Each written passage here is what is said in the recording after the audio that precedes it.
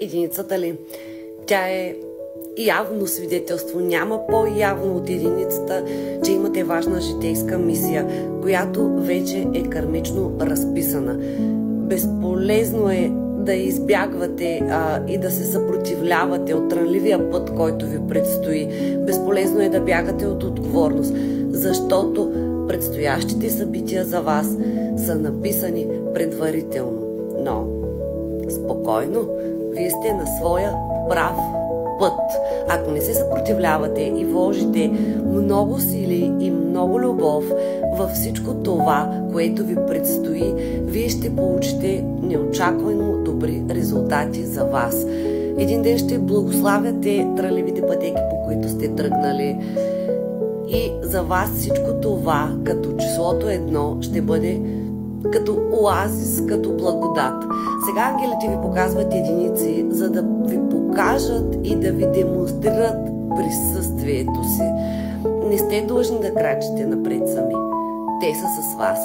За това се казва ангелски числа. Говорили сме вече как ги виждаме, в каква поредност, но числото 1 е началото. Това е началото на всичко. Както в числовата поредица, така и в ангелските числа. Това е началото за вас. Ако виждате една единица, това значи начало.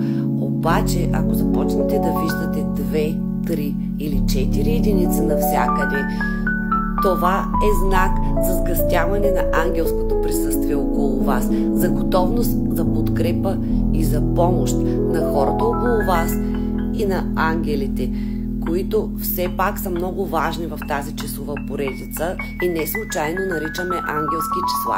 В материалния свят това как може да се изрази? Може да се изрази чрез промяна в статуквото, чрез нова работа, старт на нови инициативи, може да е в посока отношения, в прогрес в отношенията, в което сте желали.